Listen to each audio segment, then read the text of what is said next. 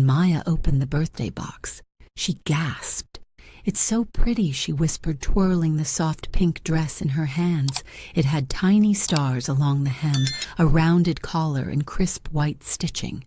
She spun once, then froze. "Mommy," she said, holding the dress still. "What's this?" I leaned in, and my hands began to tremble.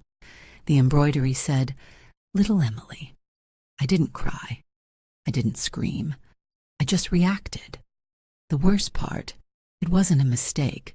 My parents meant it. They wanted to see her again, Emily, the golden daughter who stole everything. And they used my daughter to do it. The box arrived on a Thursday. A standard brown shipping box with one corner, dented the cardboard slightly torn like it had been handled without care. On the label, Maya Carter, my daughter's name, in my mother's careful cursive. That same tight, precise slant she used for holiday envelopes, church tithe checks, and those weaponized Christmas cards where every compliment came with a hidden blade. I didn't think much of it. A late birthday gift, I assumed. Maya had turned 8 the week before. Maybe they were trying. Maybe it was just a nice gesture. I set the box down beside the breakfast mess, 2 half-empty cereal bowls, a sticky juice cup, and one unicorn drawing Maya hadn't finished coloring. She squealed when she saw the package. She loves getting mail. You could wrap a rock in tissue paper and she'd treat it like treasure. She was wearing mismatched socks, toothpaste, still on her chin. I told her to open it. Inside a single sheet of pristine white tissue folded with surgical neatness, my mother's signature touch. Maya peeled it back. Her breath caught. "It's a dress," she whispered.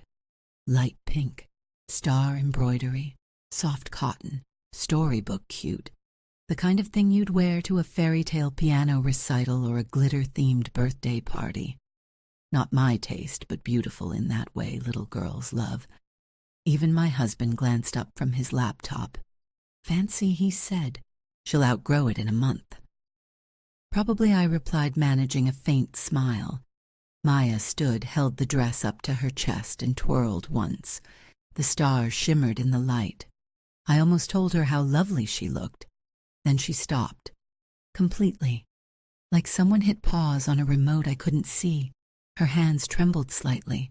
Her brows pulled together. And in the smallest voice she asked, "Mommy, what is this?" She turned the dress so I could see the front, and there it was, little Emily. White thread, perfect cursive, centered just above the chest. Something snapped loose inside me. Not dramatically, not loudly, just quietly. My hands began to shake.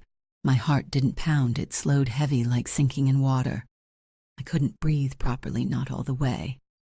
Maya looked up at me, confused. "What's wrong?" I didn't answer. My husband came over. He leaned in. "That's weird," he muttered. "Maybe they got the name wrong, like a mix-up." Maya's eyes searched mine. "Did they think I was someone else?" she whispered. "Who's Emily?" I didn't speak. I just reached for the dress and said gently but firmly, "You're not wearing it. But it's okay." "No." I took it from her hands. She didn't argue. She just nodded and stepped back. I left the room without a word, the dress still in my hands. I didn't slam the door, didn't sob. I just walked to the bedroom, sat on the edge of the bed and stared. The fabric was soft, familiar. My fingers remembered the texture before my memory did. It wasn't the same dress, but it could have been. Same pink, same stars, same shape. They hadn't found this dress. They'd recreated it. They'd had it made custom. Like a ghost, they wanted to dress again. And the name, that wasn't a mistake. That was the point. They wanted Maya to wear Emily's legacy, to carry the memory, to resurrect her. And in doing so, erase me. The room felt too still. I held the dress like it might detonate. My fingers kept twitching. My chest wouldn't rise all the way. I couldn't tell if I was cold or hot. I was just floating, disoriented, trying to make sense of a betrayal I hadn't expected to revisit. Outside the bedroom door, silence. Maya didn't follow me. She knows how to give space. She's 8. She shouldn't have to know that. I hate that she already does. I kept staring at the embroidery. White, cursive, soft thread, and a name I never say out loud. Emily, my sister, the favorite, the one who vanished and took everything with her. But the pink dress wasn't just about the past. It was a warning, a message wrapped in tissue paper. They weren't finished. They still hadn't let go. And now they wanted Maya, my daughter, to be their second chance at loving Emily. Only this time they'd do it right. Only this time I wouldn't be around to interfere. And that was the moment I knew this wasn't a mistake. This was a declaration, and I wouldn't let them win. The first time I realized I was invisible, I was 6 years old. I was holding a juice box in a room full of adults who were supposed to be celebrating me. It was my birthday. My mother had baked her lemon-frosted cake, the one with the sugared peel decorations that always made it look like it belonged in a wedding catalog. She'd invited everyone, neighbors, cousins, some woman from church, whose name I still don't know. But no one was looking at me. They were all looking at Emily. She had just been accepted into a youth dance program, something glittery sounding, Sparkle Steps or Star Academy. I don't remember the name, only the sequined announcement. She walked out of her bedroom in a soft pink dress, the original one, and spun like she had rehearsed that moment her entire life. Her curls bounced. Her smile landed like flashbulbs. People clapped. My aunt cried. My mother kissed her cheek. I walked up to my mom, quietly tugged her sleeve. "It's my birthday," I said. She didn't even turn her head. "Don't make this about you." I remember that line clearer than anything else that day.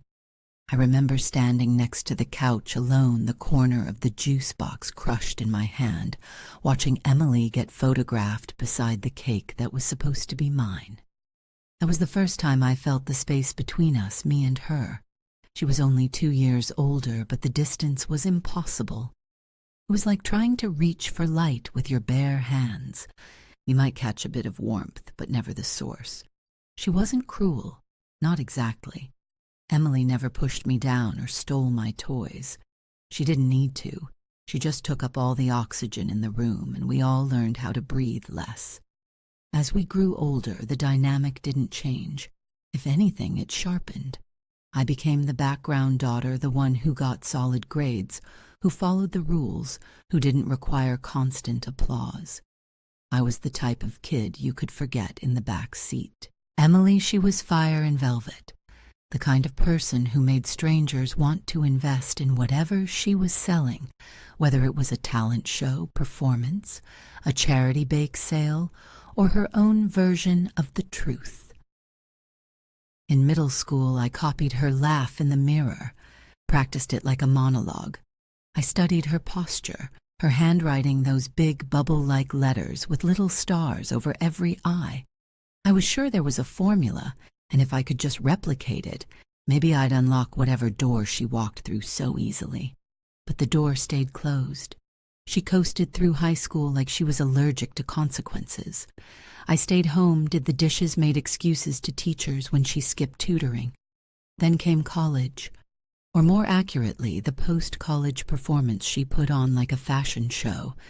Emily never stayed anywhere for long. She drifted job to job, boyfriend to boyfriend, state to state, but always with flair. There were glossy social media updates and expensive-looking photos from destinations no one had heard her mention before. And through it all, she spun the narrative that she was building something. The something, as it turned out, was a fashion brand. She pitched it to us at the dining table.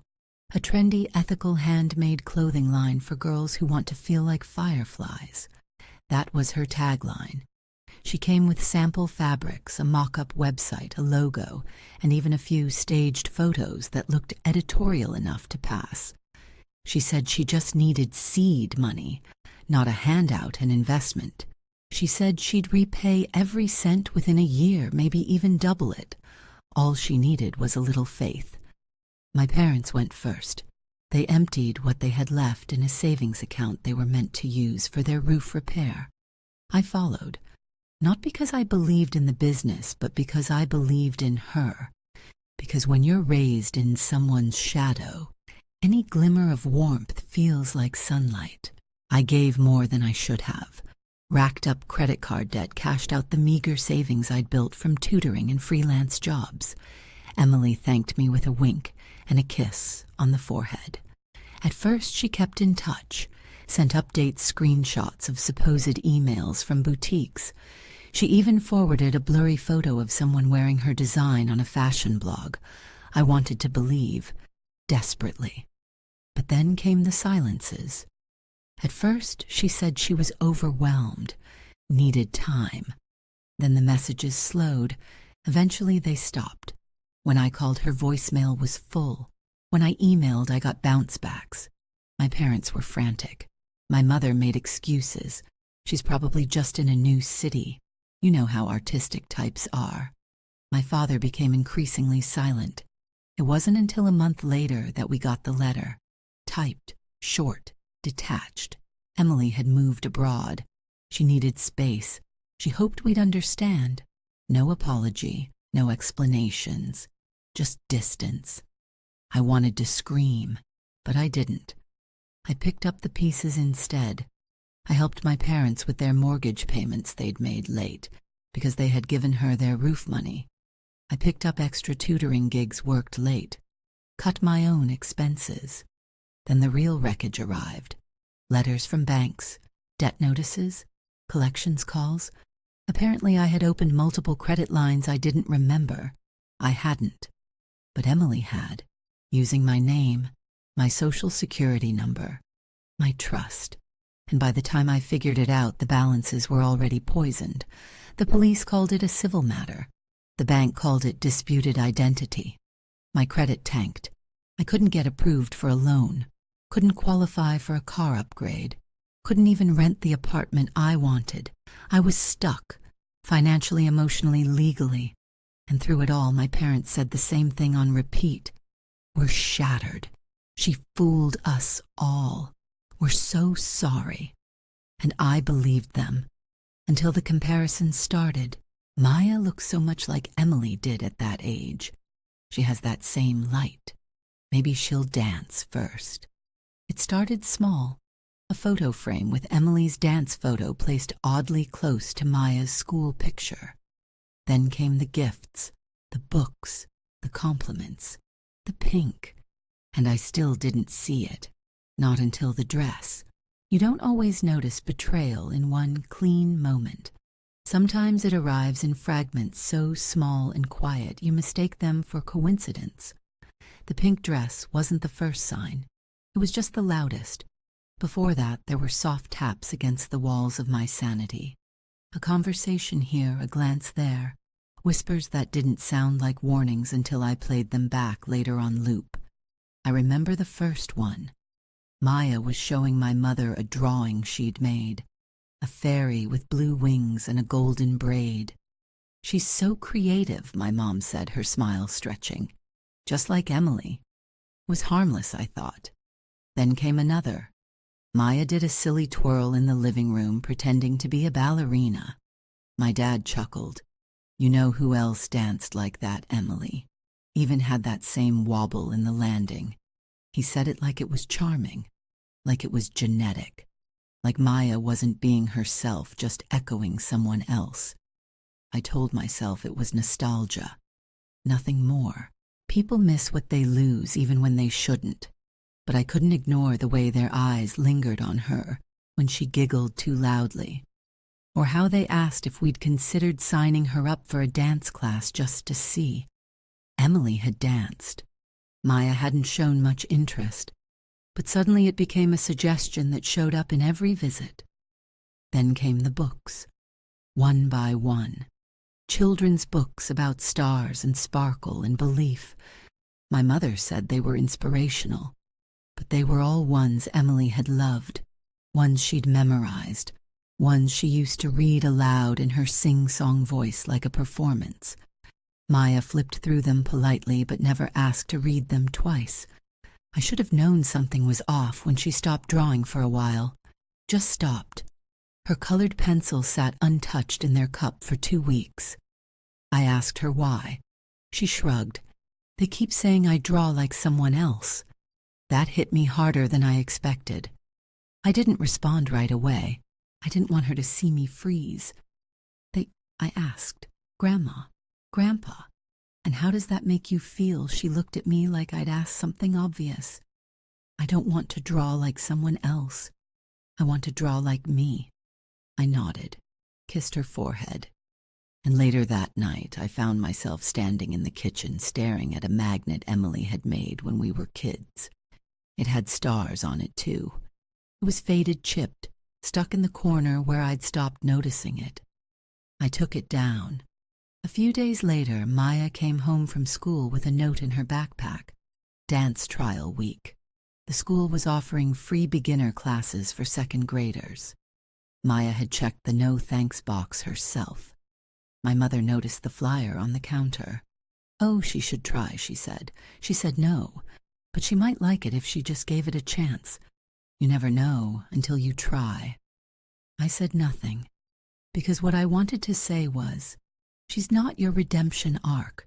She's not your chance to do Emily over. But I kept that thought tucked under my tongue, for now. Then came the name slips, little things, too fast to grab. At dinner one night, my mother was helping Maya cut her food and said, Emily, do you want more? Then froze, laughed. Sorry, old habits. Once, sure.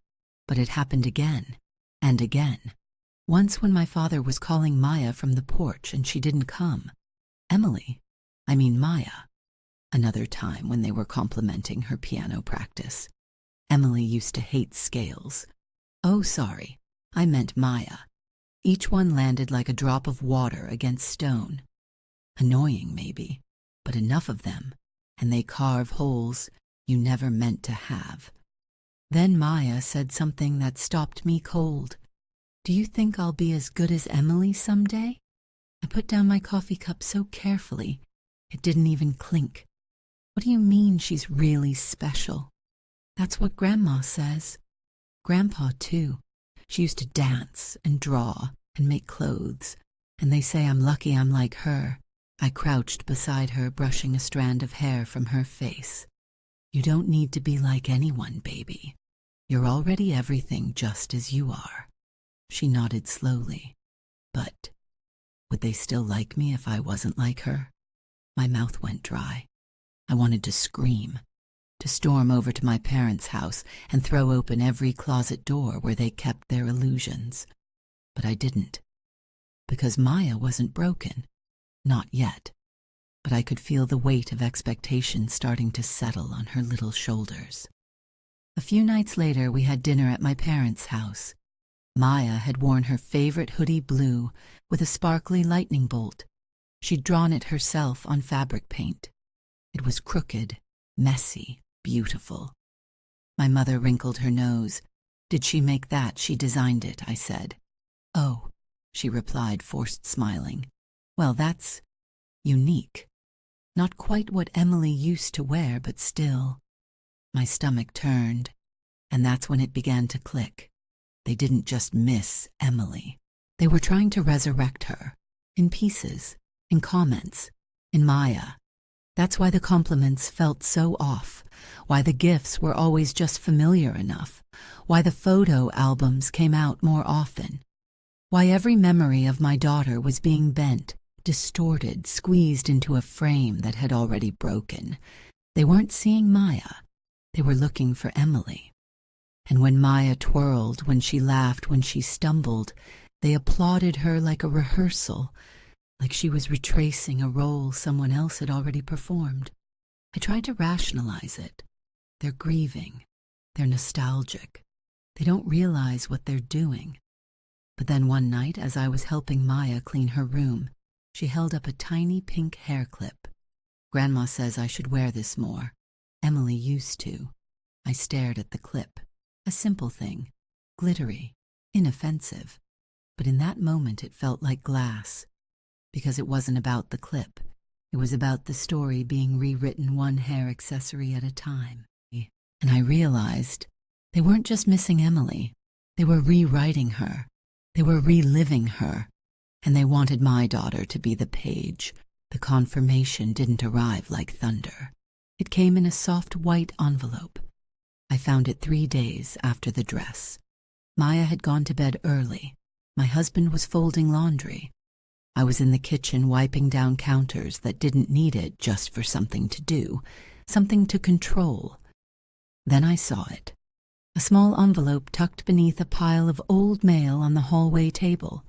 The return address, my parents' house, my mother's looping script, the kind of envelope she uses for thank you notes or church bulletins, inside a printed invoice, not from a store, from a custom embroidery vendor, not even subtle, itemized, custom children's dress, pale pink size 8, $134.99, embroidery add-on, name little Emily, $15 a roller. Special notes recreate based on original design from 199X. Include star embroidery near hem. Style should be playful but classic. Shipping priority. Paid by check on file. I stared at it. The casual cruelty of it. The deliberateness. This wasn't nostalgia. This was premeditation. They hadn't found the dress in a store and thought, oh, this reminds us of Emily. They'd recreated it. Commissioned it, specified every detail, the hem, the stars, the nickname, all of it like stitching a ghost into fabric. My stomach turned. I held the paper like it might catch fire. I didn't sleep that night. I just sat on the edge of the bed again, dress folded, invoice beside me. The same question playing in my head like a static buzz. Why now? Why her? Why Maya? And then came the second confirmation, more brutal than the first, a forwarded email, by accident, from my mother. The subject line was blank, just a short chain below it. At first I almost deleted it, assuming it was another link to some church bake sale or awkward family update. But then I saw the recipient chain. My mother, my father, Emily. I froze. The thread was short. Just 3 emails. The first was from my mother. We're going to send the dress next week. It's ready. Can't wait to see her reaction. We'll let you know if it lands. Then Emily's reply. She'll freak out. Probably throw it out. But maybe the kid will like it. Can't hurt to try. She always did look like me. Then my father added, either way, we've tried. That's what matters.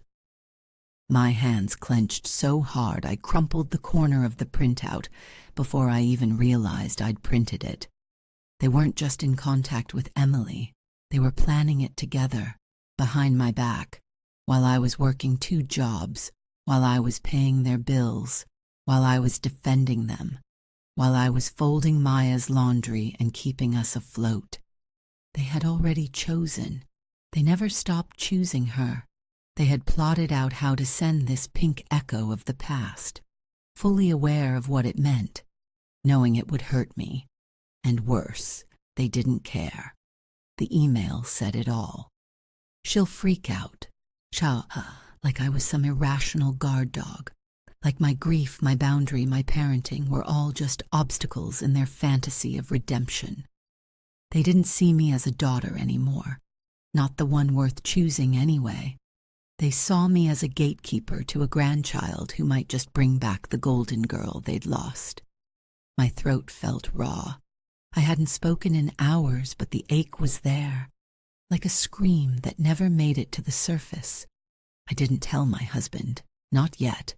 I needed to sit with it, hold the weight of it, feel what it felt like when your parents and the sister who stole from you, who destroyed your credit, your stability, your faith, banded together, not to rebuild trust, but to reanimate the past using your child. I read the email again. That line, she always did look like me. It stung more than anything Emily had ever said to me directly. Because Maya doesn't look like Emily. She looks like me. But they didn't see me in her. They only saw what they missed, what they mourned, what they wanted back. I sat still for a long time. No tears, no rage, just this deep cavernous silence. It wasn't shock anymore, or sadness. It was clarity. The kind that feels like walking barefoot across a floor you didn't realize was made of glass. Everything made sense now. The comments, the gifts, the pink, the manipulation disguised as memory. It was never about healing. It was about control. And they were willing to hurt me again to get it. I folded the printout, laid it beside the dress. And that night I made a decision not in anger, but in cold, deliberate self-preservation. The next morning I woke early. The sky outside still the color of unbrewed tea. Maya was still asleep. My husband, bleary-eyed shirt half-buttoned, handed me a mug of coffee. "You sure?" he asked. I nodded. Then, holding the dress and the invoice, I walked to my desk, grabbed a plain brown paper bag, and added one final item, a handwritten note. 3 sentences. Nothing more. "You lost one daughter. I'm the one who stayed. You just never noticed. No rage, no performance, just fact." I sealed the bag, drove to their house, parked, walked up the steps without rushing, the rosemary bush still overgrown. The dent in the garage door still there unchanged, since the year my father reversed into it and blamed the weather. I didn't knock, didn't ring. I just set the package down and walked away. They wouldn't need to open it to know what it meant. But if they did, let the stitching speak louder than I ever had. I didn't wait for the fallout. I didn't stand by the door wondering if they'd call. I didn't check the cameras to see when they opened the package. I just went home, stepped inside, and exhaled like I'd been holding my breath for 20 years. The silence afterward wasn't peaceful. It was surgical, like something had been cut out of me. I stood in the kitchen. The morning sun was slicing through the blinds in angled strips across the floor. My coffee had gone cold. Maya was still asleep. I walked to the dining table, pulled out my phone, and opened my banking apps. I didn't pause, didn't flinch. I canceled the recurring grocery reload, then the monthly transfer to my parents' water bill, then the auto payment I'd been covering for their overdue mortgage interest. Swipe, cancel, confirm, done. Each confirmation screen felt like a soft mechanical sigh. One by one I closed every tab that had connected my life to theirs. Not angrily, just finally. I kept the apps open a little longer than needed, like I wanted to memorize what it looked like to let go. Then I opened a new spreadsheet, titled it Things That Are Mine. It had one entry, Maya's lunch fund. That was it. But it was a start. When Maya came downstairs that morning, she blinked sleepily and hugged me like nothing had changed. And in that hug I found the answer to every guilty whisper clawing at my chest. I hadn't burned a bridge. I'd built a fence, one they weren't allowed to climb anymore. I didn't tell my husband the full story that day. I think he already knew the shape of it. He's never been close to my family, not in the same bone-deep way I once tried to be. But when I told him I'd cut them off financially and emotionally, he just nodded. Finally, he said, "No judgment, just peace." The phone calls started by mid-morning. First my mom, then my dad, then both again, then texts, each one more frantic than the last. By noon, I had 5 missed calls, 3 voicemails, and a text that said simply, "Returning a birthday gift." What kind of message is that? Like they didn't understand? Like they really believed the dress had been just a gift? I ignored the calls, blocked the numbers, deleted the voicemails without listening, except one, just to know. My mother's voice sharp and scolding. You're being cruel. You're doing this to punish us for something that wasn't even our fault." Then my father, barely audible in the background. "And what does she mean? She's not going to pay any more. What the hell is she talking about?" I stared at my phone like it had grown teeth. They hadn't even tried to hide the entitlement. I kept thinking back to what they used to say when Emily vanished. "We're so sorry. She fooled us all. We're shattered." But they were only sorry because they got caught in the blast. They didn't regret giving her everything. They regretted that she didn't stick around. And now they wanted me to replace what Emily had stolen with my daughter, my labor, my loyalty. At 12:27 p.m., I answered one of the calls. I don't know why.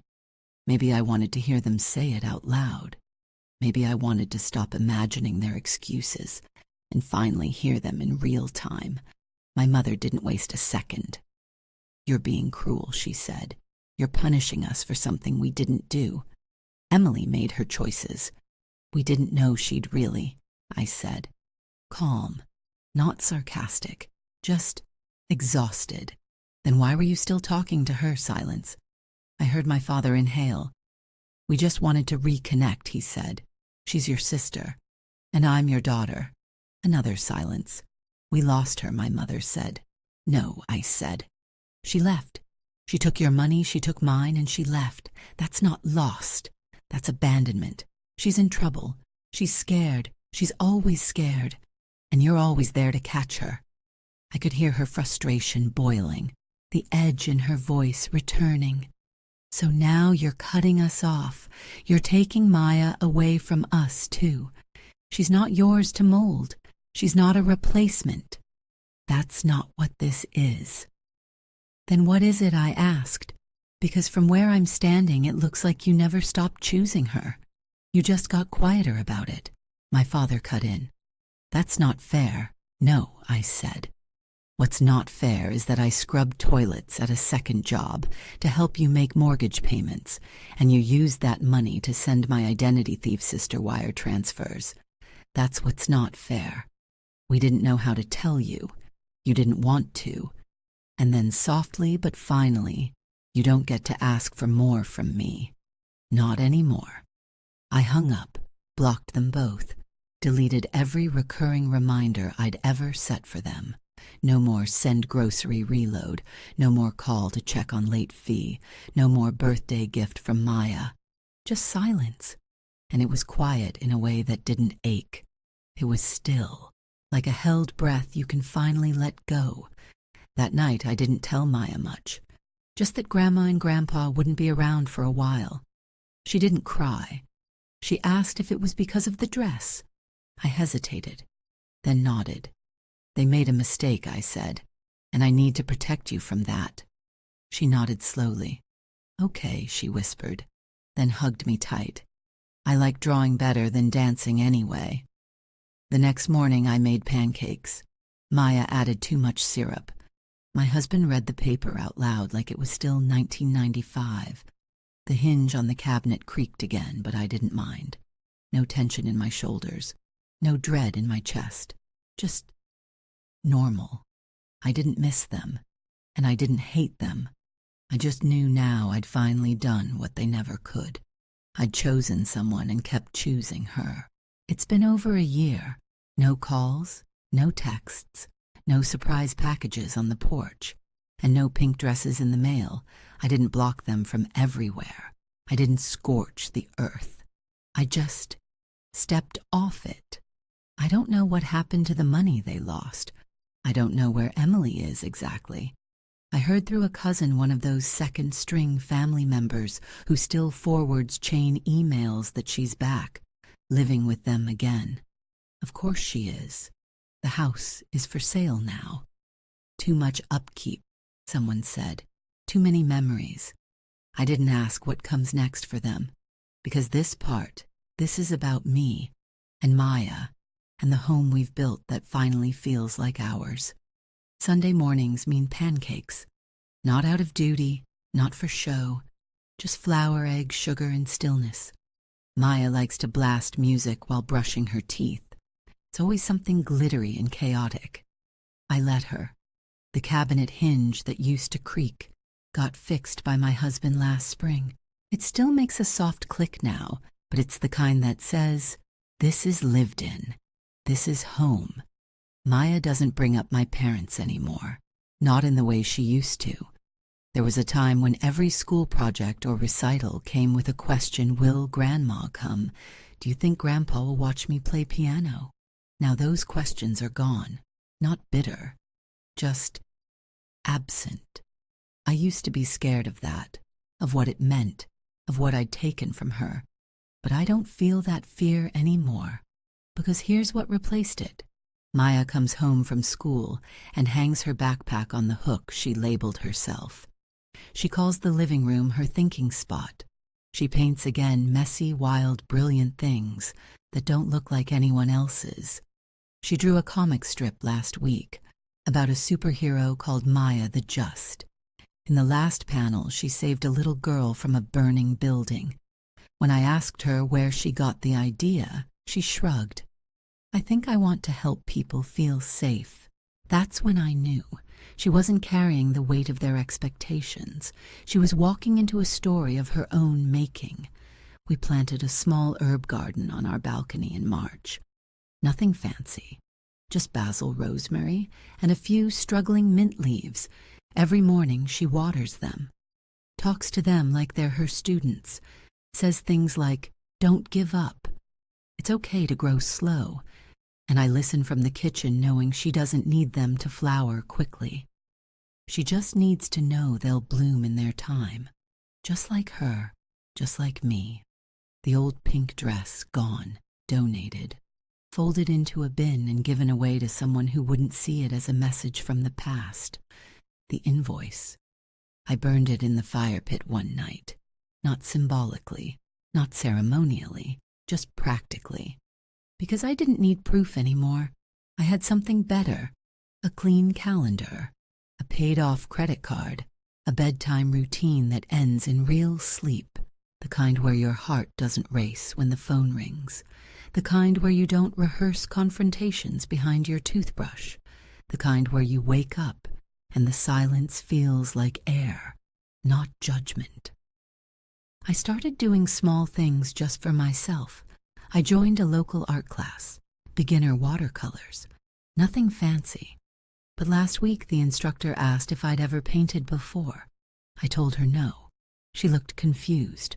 "You hold the brush like someone who used to love this." And I realized I did. Before Emily, before the debt, before the pink dress. I used to love colors, even if I was never the artist of the family. I went home and ordered myself a set of paints. Nothing expensive, just enough to feel like beginning again. On the wall in our hallway, there's a new frame. Inside it, a drawing Maya made of us. Me, her, and my husband. We're standing under a tree with sparkly leaves, and all three of us are holding hands. The title, "The Ones Who Stay." She didn't even know what that meant. But I did.